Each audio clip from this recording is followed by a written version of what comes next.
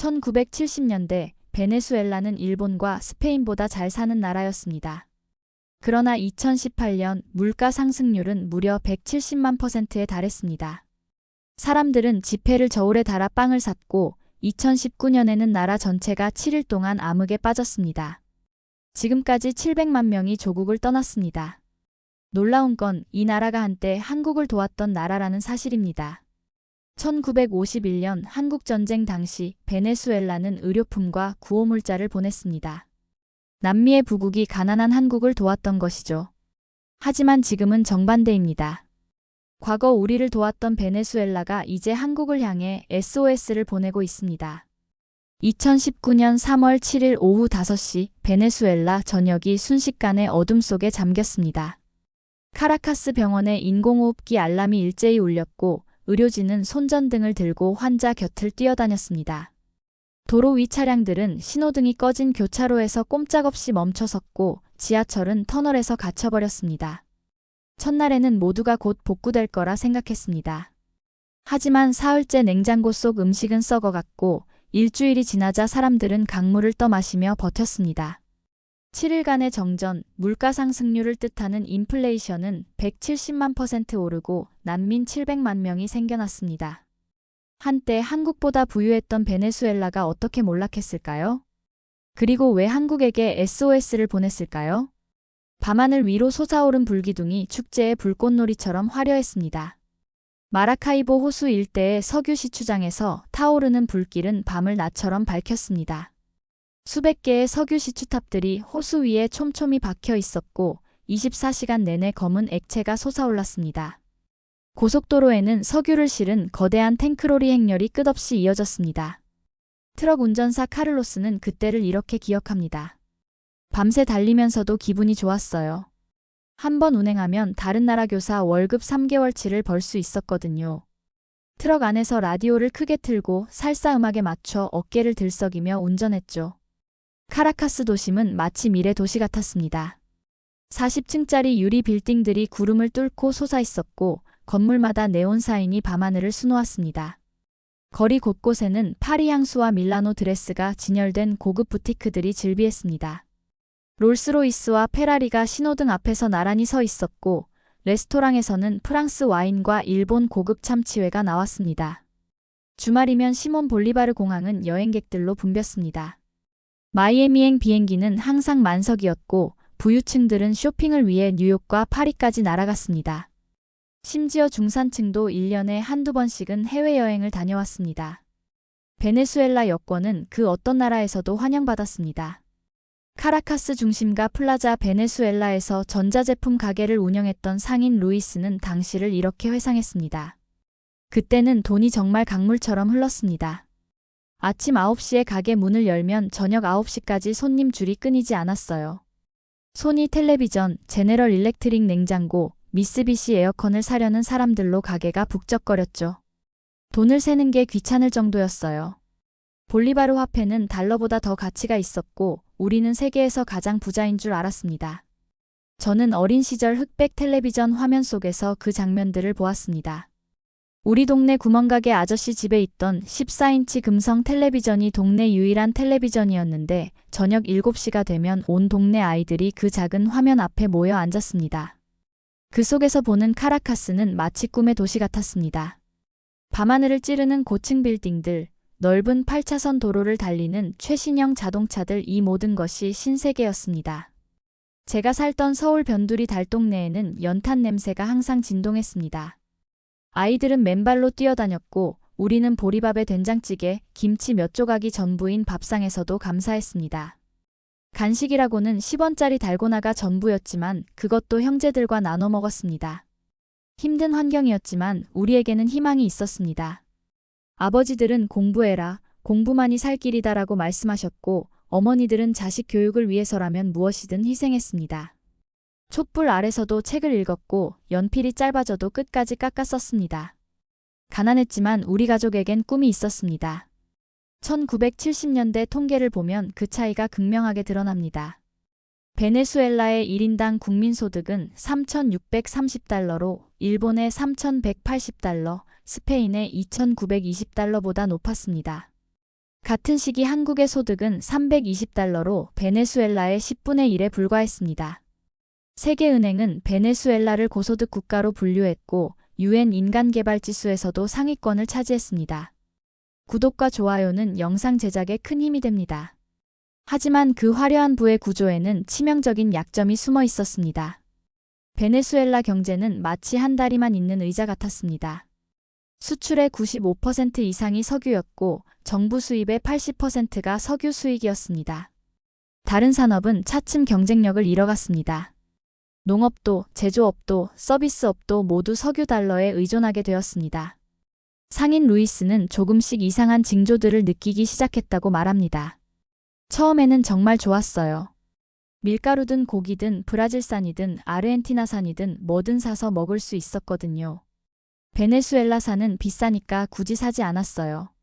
그런데 조금씩 이상해지기 시작했어요. 밀가루 값이 아침에는 20볼리바르였는데 저녁에는 25볼리바르로 올랐어요. 그래도 사람들은 석유가 있으니까 괜찮다, 우리는 부자니까라고 말했죠. 하지만 저는 점점 불안해졌습니다. 한국은 같은 시기에 정반대의 길을 걸었습니다. 석유 한 방울, 철광석 한 톨 나지 않았기에 오직 사람을 키우고 기술을 배워야만 했습니다. 1973년 중동 석유 파동으로 온 나라가 충격에 빠졌을 때 오히려 이것을 기회로 삼았습니다. 섬유 수출에서 시작해 철강, 자동차, 조선업으로 이어지는 산업 사다리를 차근차근 올라갔습니다. 포항에서는 바닷가 모래밭에 제철소를 건설했고 울산에서는 정유 공장과 조선소를 세웠습니다. 청년들은 독일 광산으로 중동 건설 현장으로 떠났지만 기술을 배워서 돌아왔습니다.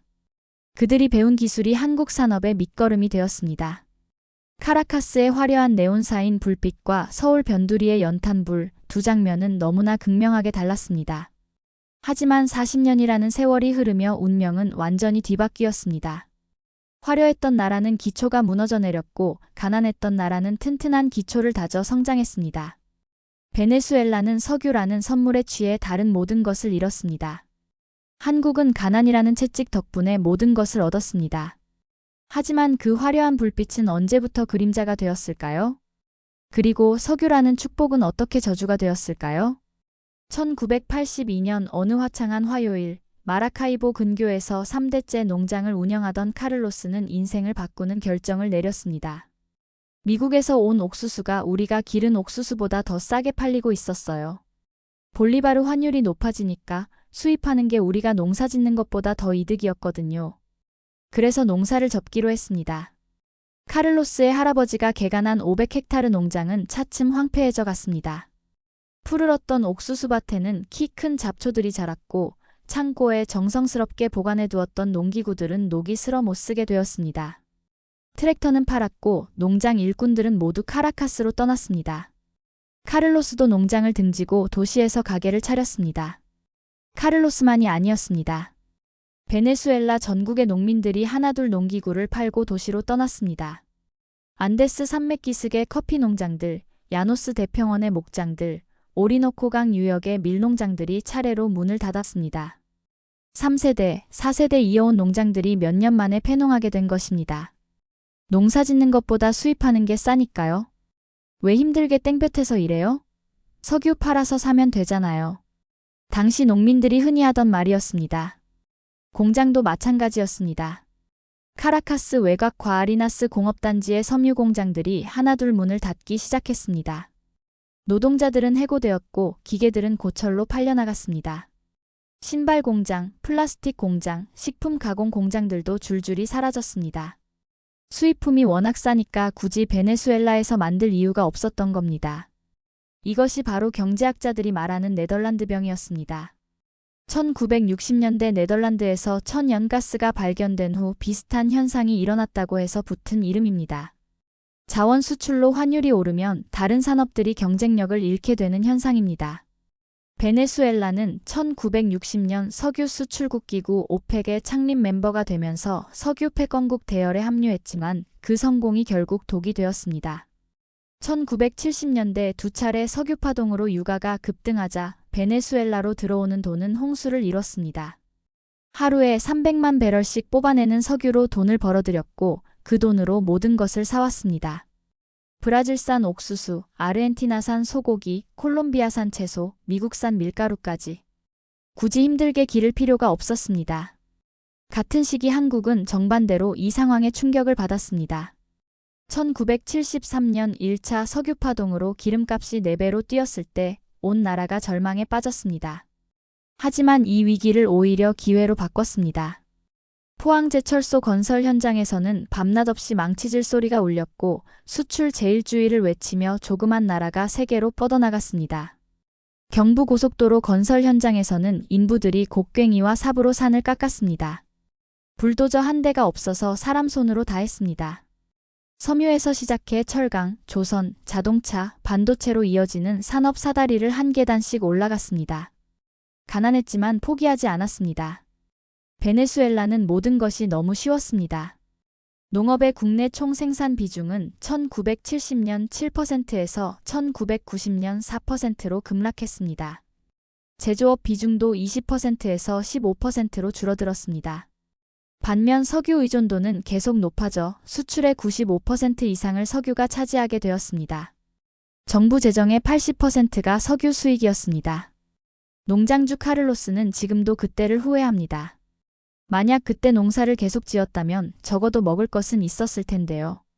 땅은 여전히 거기 있고 기후도 좋으니까요. 하지만 모두가 석유가 영원할 거야 라고 생각했어요. 우리는 너무 안일했습니다. 1990년대가 되자 문제가 서서히 드러나기 시작했습니다.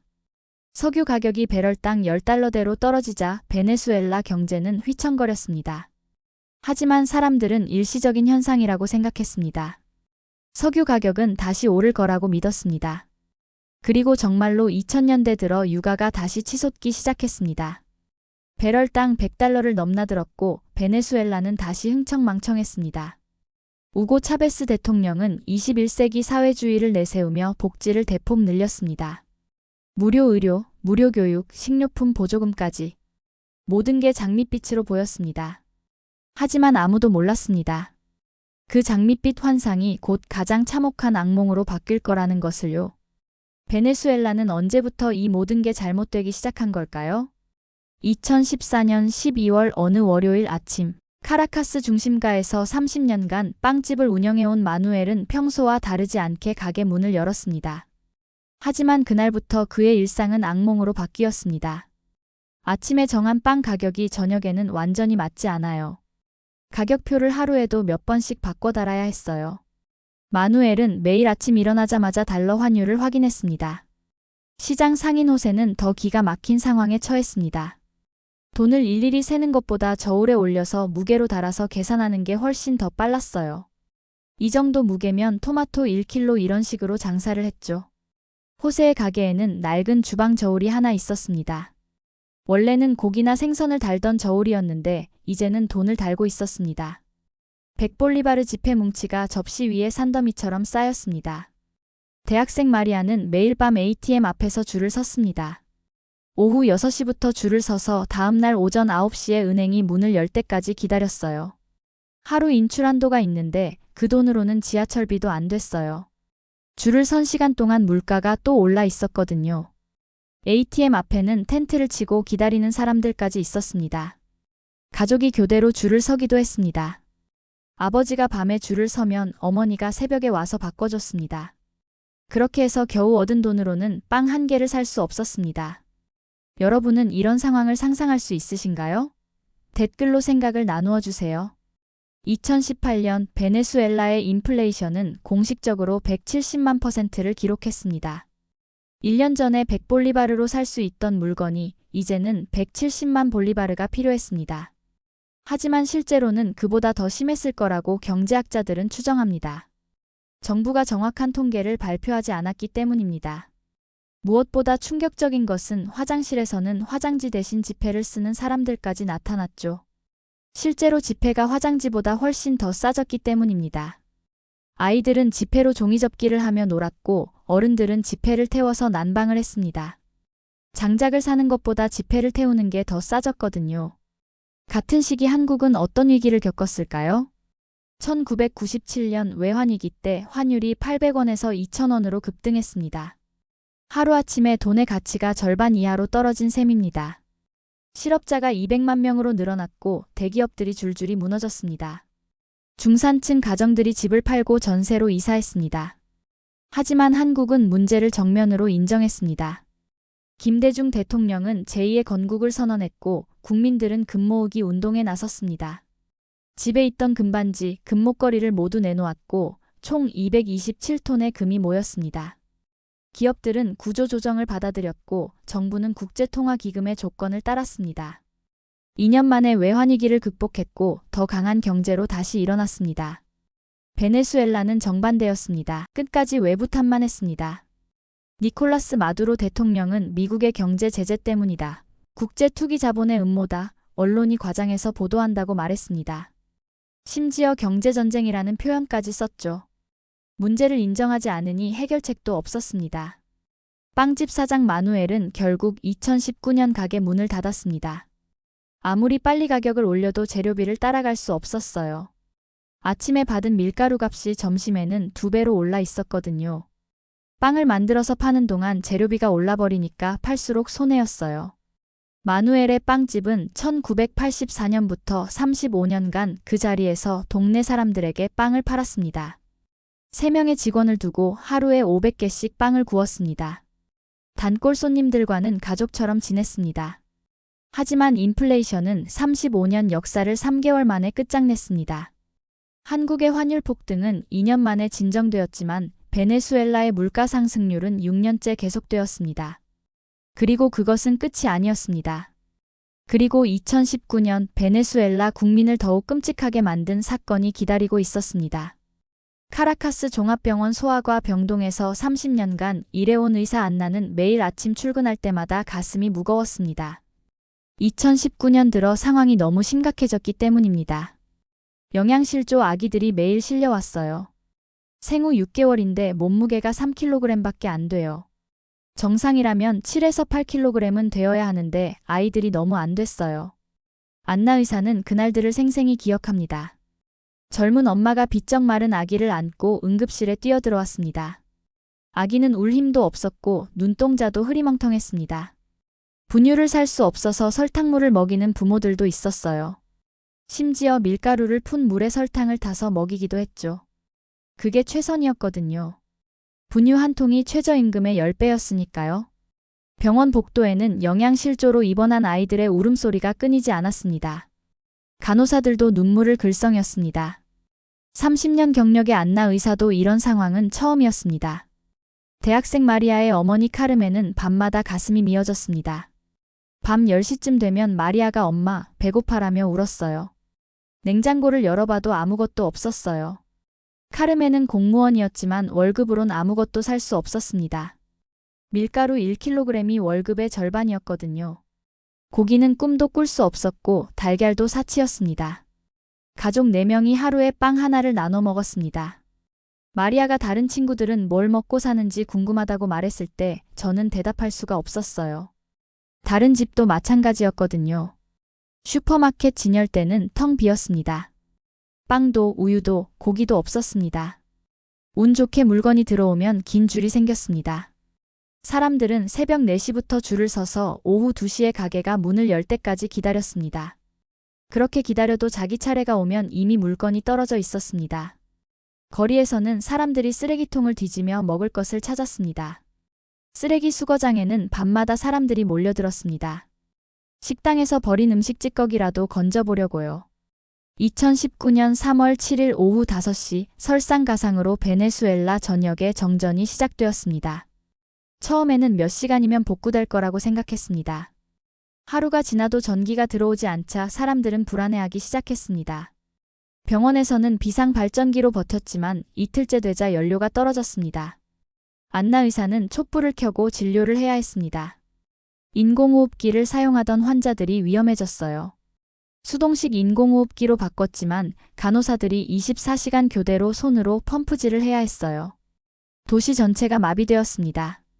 지하철도 멈췄고 신호등도 꺼졌습니다. 엘리베이터에 갇힌 사람들은 계단으로 30층을 걸어 내려와야 했습니다. 휴대폰 기지국도 정전되어 가족과 연락이 끊겼습니다. 정수장도 멈춰 사람들은 오리 넣고 강물을 떠서 마셨습니다. 그리고 플라스틱 물병에 강물을 받아서 집으로 가져갔죠. 설사병이 퍼지기 시작했지만 병원도 제대로 운영되지 않았습니다. 7일 동안 전기가 들어오지 않자 사람들은 절망했습니다. 냉장고 안 음식들이 모두 썩었고 지하철 운영부터 시작해서 모든 행정이 전부 멈췄습니다. 세계은행 조사에 따르면 2019년 베네수엘라 빈곤율은 90%에 달했습니다. 10명 중 9명이 가난했다는 뜻입니다. 극빈층도 전체 인구의 60%를 넘었습니다. 하루에 $1 90센트도 없이 사는 사람들이었습니다.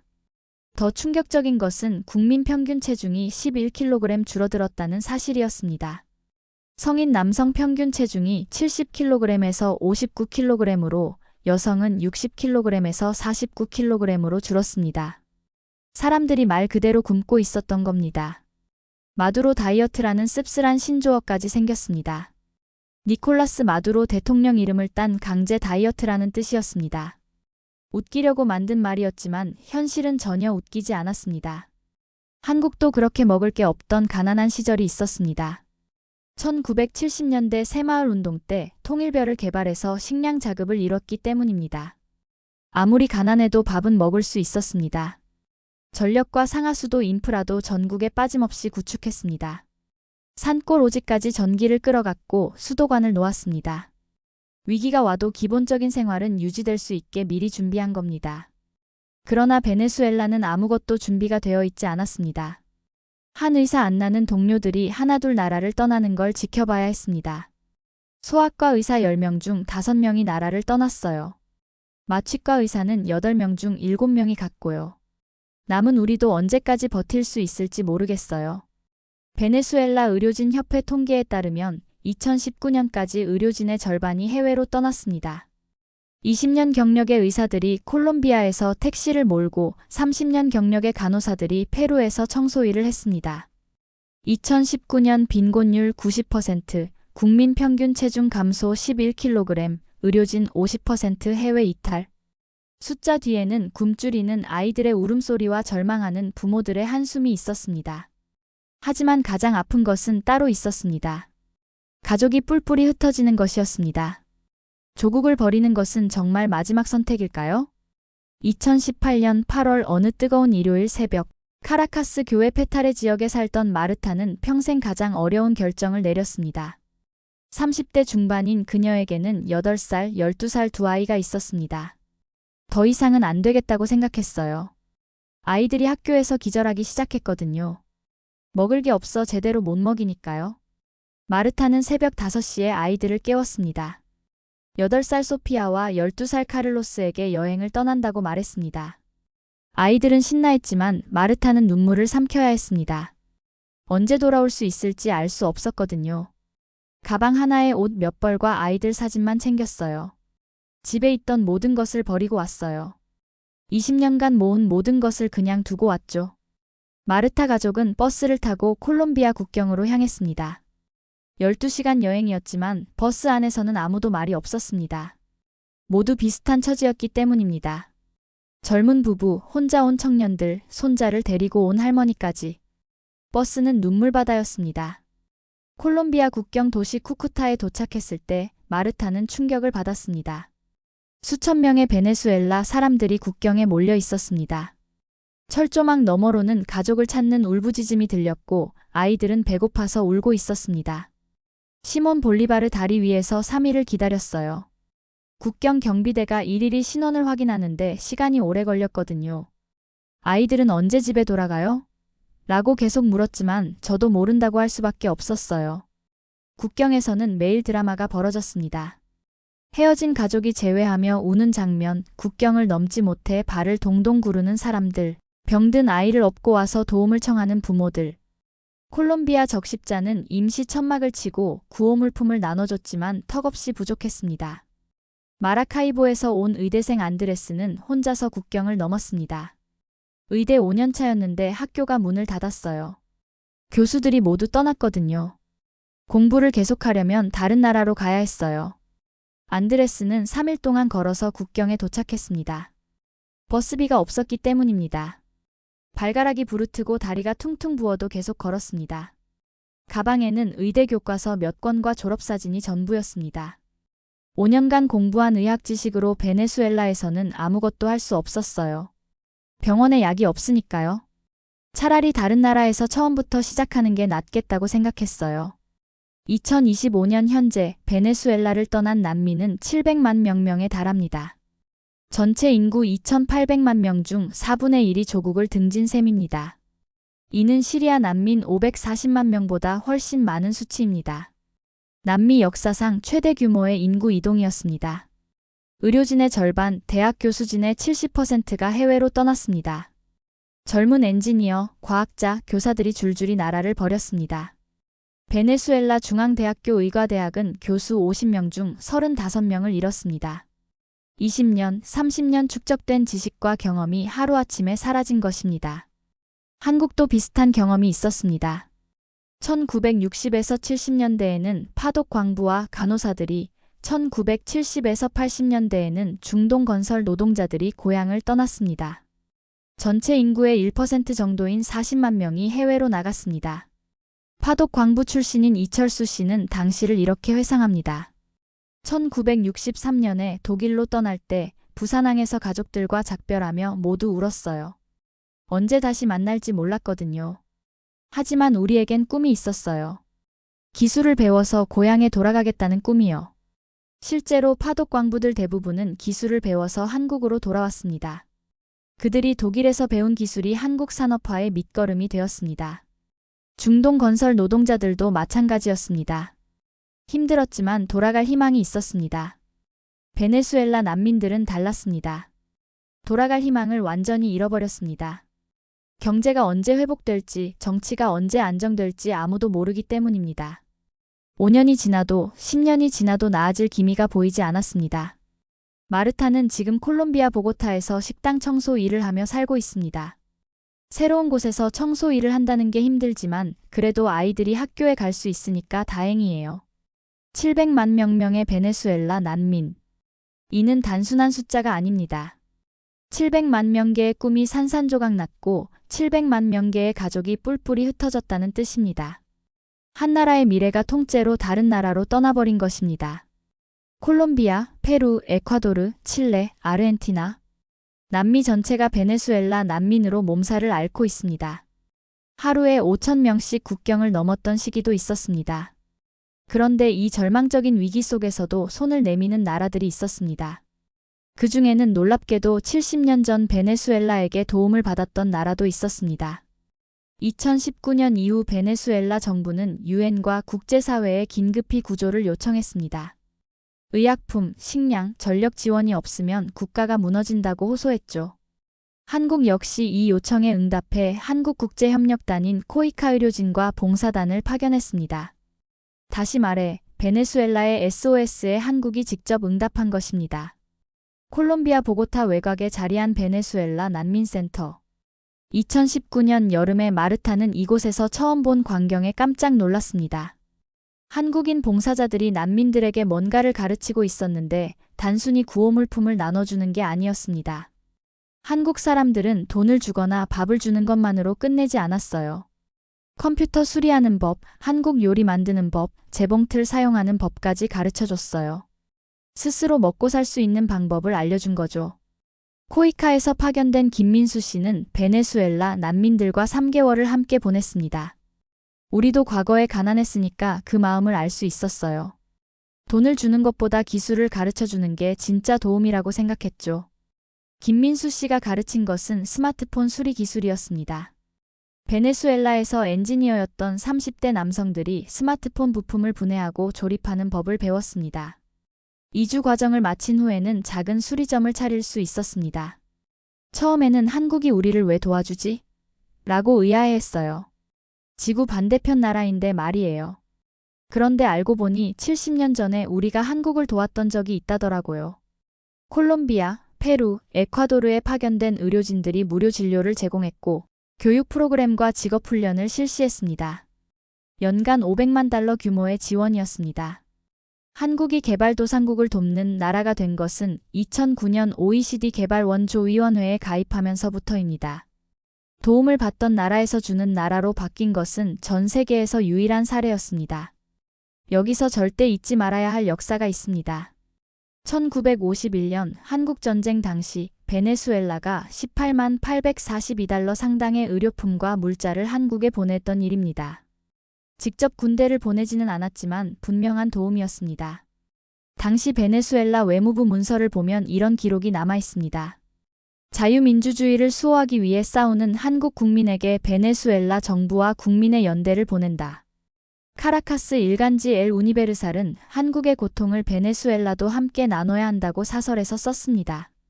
1951년 당시 베네수엘라는 남미에서 가장 부유한 나라 중 하나였고 한국은 세계에서 가장 가난한 나라 중 하나였습니다.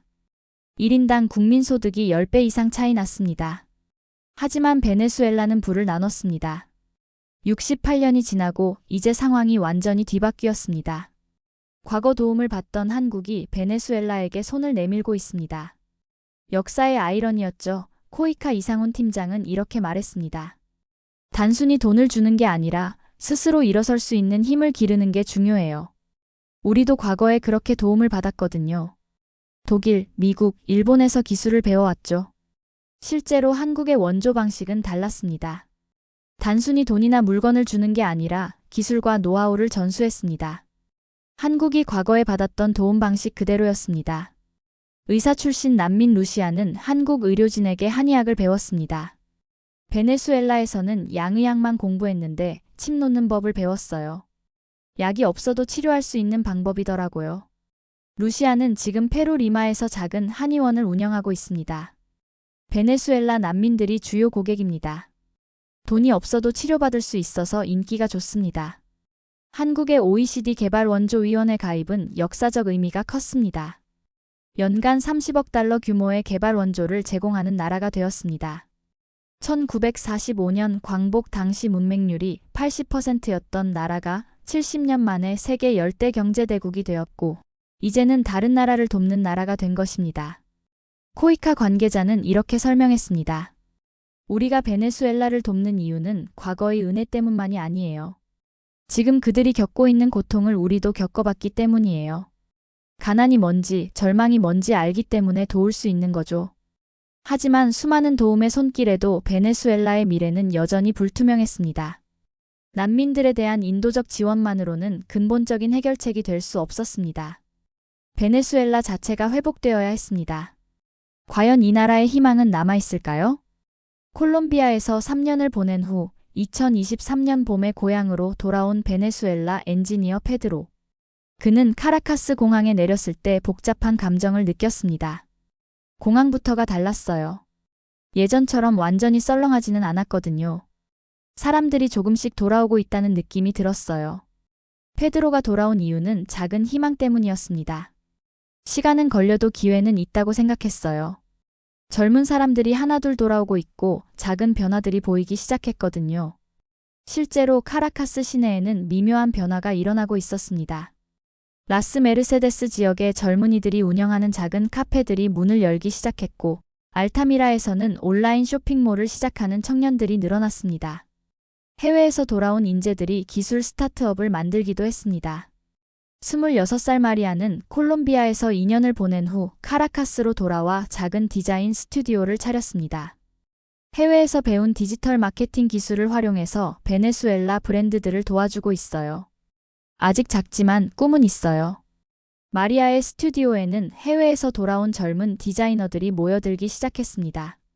이들은 베네수엘라의 전통과 해외에서 배운 현대적 기술을 결합한 새로운 시도를 하고 있었습니다. 경제 지표도 조금씩 개선되고 있었습니다. 2023년 이후 일부 경제 제재가 완화되었고 정부는 달러 사용을 공식적으로 허용했습니다. 인플레이션은 여전히 높았지만 예전처럼 1000%를 넘지는 않았습니다. 카라카스 중심가 사바나 그란데에서 휴대폰 가게를 운영하는 카를로스는 변화를 체감하고 있었습니다. 달러로 가격을 정할 수 있게 되니까 장사가 조금 나아졌어요. 예전처럼 하루에 몇 번씩 가격을 바꿀 필요가 없어졌거든요. 석유 생산량도 서서히 회복되고 있었습니다. 2020년 하루 50만 배럴까지 떨어졌던 생산량이 2024년에는 80만 배럴로 늘어났습니다. 여전히 전성기의 3분의 1 수준이었지만 바닥을 친 후 조금씩 회복되는 조짐이었습니다. 해외 송금도 늘어나고 있었습니다. 해외에 나간 베네수엘라인들이 고국의 가족들에게 보내는 돈이 연간 50억 달러에 달했습니다. 이는 석유 수출 수입의 절반에 해당하는 규모였습니다. 하지만 여전히 갈 길이 멀었습니다. 700만 명의 난민 중 돌아온 사람은 10%도 안 되었습니다. 붕괴된 전력망, 상하수도, 병원, 학교 인프라를 되살리려면 수십억 달러가 필요했습니다. 무엇보다 사람들의 신뢰를 회복하는 것이 가장 어려운 과제였습니다. 엔지니어 페드로는 조심스럽게 희망을 이야기합니다. 예전처럼 석유에만 의존하면 안 돼요. 농업도 다시 살리고 관광업도 키우고 기술 산업도 발전시켜야 해요. 다리는 여러 개가 있어야 안전하거든요. 실제로 일부 농장들이 다시 문을 열기 시작했습니다. 해외에서 돌아온 농업 전문가들이 스마트팜 기술을 도입해서 토마토, 상추 등을 키우고 있었습니다. 규모는 작지만 의미가 있었습니다. 관광업도 조금씩 살아나고 있었습니다. 엔젤 폭포, 로라이마산, 마르가리타 섬 같은 관광지에 외국인들이 다시 찾아오기 시작했습니다. 달러로 결제할 수 있게 되면서 관광 인프라도 조금씩 개선되고 있었죠. 하지만 진짜 회복을 위해서는 근본적인 구조 변화가 필요했습니다. 한 가지 산업에만 의존하는 경제 구조에서 벗어나야 했습니다. 부는 속도가 아니라 구조에서 나오기 때문입니다. 베네수엘라는 성장률 4%를 기록했습니다. 작지만 방향이 바뀌었습니다. 6년 만에 플러스 성장이었습니다. 절망에서 희망으로 바뀌는 전환점이 될 수 있었습니다. 페드로는 말합니다. 우리도 한국처럼 실패해서 배워야 해요. 석유만 믿고 살면 안 된다는 걸 이제 알았잖아요. 천천히라도 다른 길을 찾아야 해요. 베네수엘라의 미래는 여전히 불확실합니다. 하지만 바닥을 친 후에는 올라갈 일만 남았다는 희망도 있습니다. 문제는 얼마나 오래 걸릴지 그리고 얼마나 많은 사람들이 끝까지 기다릴 수 있을지였습니다. 한 세대의 풍요가 다음 세대의 짐이 될 수도 있습니다. 베네수엘라가 우리에게 보여준 가장 값비싼 교훈입니다. 한국은 정반대의 길을 걸었고 자원이 없어서 사람을 키웠습니다. 섬유에서 반도체까지 50년에 걸쳐 한 계단씩 올라가며 무너지지 않는 구조를 만들었습니다. 위기가 와도 버틸 수 있는 기반을 쌓았습니다. 1997년 외환위기도, 2008년 금융위기도, 2020년 코로나19도 견뎌낼 수 있었던 이유입니다. 베네수엘라는 이제 어디서 다시 시작해야 할까요? 먼저 석유 의존에서 벗어나야 합니다. 농업을 다시 살리고 관광업을 키우고 기술 산업을 발전시켜야 합니다. 무엇보다 700만 명의 난민이 돌아올 수 있는 희망을 만들어야 합니다. 쉽지 않은 길이지만 불가능하지는 않습니다. 이미 작은 변화들이 시작되고 있으니까요. 마르타처럼 해외에서 새로운 기술을 배운 베네수엘라인들이 언젠가 고향으로 돌아갈 날이 올 것입니다. 그들이 가져갈 기술과 경험이 베네수엘라 재건의 밑거름이 될 것입니다. 한국의 파독 광부들이 그랬던 것처럼 말입니다. 여러분이 생각하는 한국의 다음 구조는 무엇입니까? 우리는 어떤 새로운 기초를 더 단단히 해야 할까요? 이 영상이 도움이 되셨다면 구독과 좋아요, 그리고 댓글로 여러분의 생각을 나누어 주세요. 함께 고민하고 토론할 때 더 나은 미래를 만들 수 있습니다. 지금까지 시청해 주셔서 감사합니다.